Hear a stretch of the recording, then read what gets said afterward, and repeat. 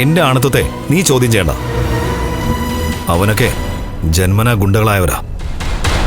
അങ്ങനെ ഗുണ്ടായുസം കാണിച്ച് നടന്ന ഒരുത്തനാണ് ഞാനെങ്കിൽ എനിക്കും തിരിച്ചെല്ലാം പറ്റിയാനെ.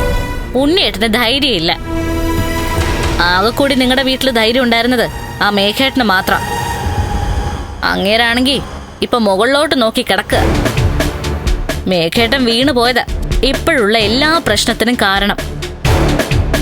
അങ്ങേര് ഉഷാറായിരുന്നെങ്കിലേ നാളത്തെ ചടങ്ങ് നടക്കുമ്പോ ഇവിടെ ബോംബ് എറിയുമായിരുന്നു. അതിപ്പോ ഉണ്ണേട്ടനെ കൊണ്ടും പറ്റുമല്ലോ. അതിനുള്ള ധൈര്യം ഇല്ലാത്തോണ്ടല്ലേ. എന്തായാലും ഇനിയിപ്പോ ആ ചടങ്ങ് നടക്കട്ടെ എന്ന് കരുതുന്നല്ലാതെ അത് തടസ്സപ്പെടുത്താൻ എനിക്ക് താല്പര്യമില്ല. തടസ്സപ്പെടുത്താൻ നമ്മൾ ശ്രമിച്ചാലും അത് നമുക്ക് തിരിച്ചടിയാവത്തേ ഉള്ളൂ. അങ്ങനൊരു തിരിച്ചറിവുണ്ടായ സ്ഥിതിക്ക് ഇനി നമ്മൾ രണ്ടാളും മാറി നിൽക്കുന്ന നല്ലത്.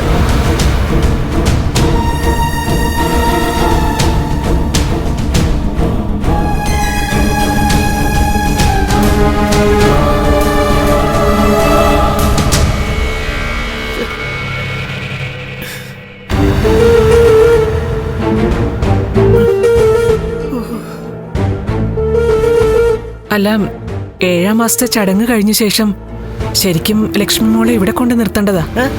ആര് പറഞ്ഞു നിർത്തണ്ടെന്ന്? പതിവുകളൊന്നും തെറ്റിക്കണ്ട. അവളെ ഇവിടെ തന്നെ കൊണ്ടുവന്ന് നിർത്തിക്കോ. എങ്ങനെ നിർത്തും? എന്റെ മോളെ ഇവിടെ കൊണ്ടുവന്ന് നിർത്തിയാ മോളും മോളുടെ കുഞ്ഞും പിന്നെ ജീവനോടെ ഇരിക്കുന്ന ഒരു ഗ്യാരണ്ടി ഇല്ലല്ലോ. അയ്യോ അയ്യോ അയ്യോ, അങ്ങനെ പറയല്ലേ മോഹിനി. ലക്ഷ്മി മോളെ ഇവിടെ കൊണ്ടുവന്ന് നിർത്തണം. ഇവിടെ നിൽക്കേണ്ട കുട്ടിയല്ലേ അവള്. അവൾ ഈ കുടുംബത്തിന്റെ സന്തതിയല്ലേ.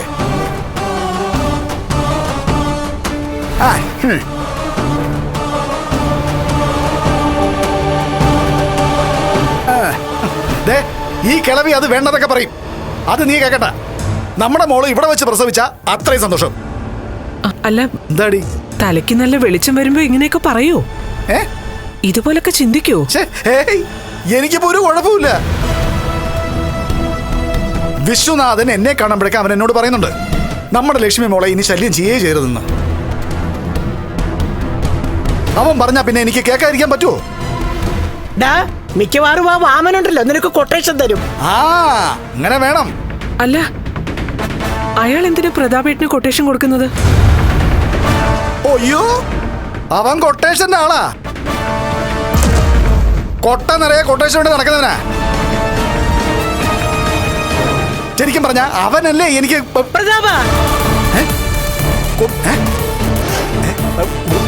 പറയണ്ടേ?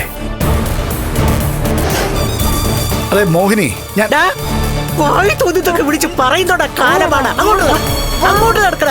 ആവശ്യമില്ലാതെ നീ ഓരോന്ന് പറഞ്ഞാലുണ്ടല്ലോ നിന്റെ മണ്ടകം തന്നെ പൊളിക്കും. മോഹിനി, ഞാൻ പറയാം. അകത്ത് പോയി കിടക്കട. അങ്ങനെ നിങ്ങൾ പറയുമ്പോഴേക്ക് അകത്ത് പോയി ഒരു മൂലയിൽ ഒളിക്കാനേ. നിങ്ങൾ പ്രസവിച്ചിട്ട് ഒരു കുട്ടിയൊന്നുമല്ല ഞാൻ. എനിക്ക് 19 വയസ്സ് കഴിഞ്ഞു. നിനക്കിപ്പോ 5 വയസ്സുകാരന്റെ പക്വതയെ ഉള്ളടാ. ഇനി ആരൊക്കെ എന്തൊക്കെ പറഞ്ഞാലും 7-ാം മാസം കഴിഞ്ഞാൽ ലക്ഷ്മി മോളെ മര്യാദക്ക് ഇവിടെ കൊണ്ട് നിർത്തിക്കോണം. ലക്ഷ്മി മോൾ ഇവിടെ ഉണ്ടെങ്കിലേ ഇടയ്ക്കിടയ്ക്ക് കണ്ണൻ ഇങ്ങോട്ട് വരും. അപ്പൊ എനിക്ക് കണ്ണനോട് വിശദമായിട്ട് നടന്നതെല്ലാം പറഞ്ഞു കേൾപ്പിക്കാനും പറ്റും. എനിക്കത് പറയണം. ആ കൊലപാതകം എങ്ങനെ നടന്നു, എന്തിനു നടന്നു എന്നൊക്കെ. ശരിക്കും അതൊരു കൊലപാതകം അല്ലായിരുന്നല്ലോ. അതാണ്. കണ്ണനെയും കൊണ്ട് കണ്ണന്റെ അച്ഛൻ ബൈക്കിൽ സഞ്ചരിക്കുമ്പോ യാദൃശ്ചികമായിട്ട് ലോറി ബൈക്കിൽ ചെന്നിടിച്ചതല്ലേ? അല്ലെന്നേ, അങ്ങനെയാണ് നിങ്ങളുടെയൊക്കെ വിചാരം. സംഭവിച്ച അതൊന്നുമല്ല. ഇനി ഇവൻ വേണമെങ്കിൽ വിളിച്ചു പറയും ഇവൻ മനഃപൂർവ്വം കണ്ണന്റെ അച്ഛനെ കൊന്നതാണെന്ന്. ഇവനിപ്പൊ പറയുന്നതൊന്നും വിശ്വസിക്കല്ലേ മോഹിനി. ഇവനോടൊന്നും ചോദിക്കല്ലേ. നടക്കട, അങ്ങോട്ട് നടക്കട, തിരിഞ്ഞു നടക്കട. ഇനി നീ വളർന്നല്ലോ ഓലൊക്കെ എടുത്ത് നിന്റെ തലമുണ്ട് അടിച്ചു പൊട്ടിക്കൂടാ. അങ്ങോട്ട് നടക്കട. എല്ലാരും നീ കൊലയ്ക്ക് കൊടുക്കല്ലോടാ പിശാച്. കേറിപ്പോടാ, ഓടാ അങ്ങോട്ട്.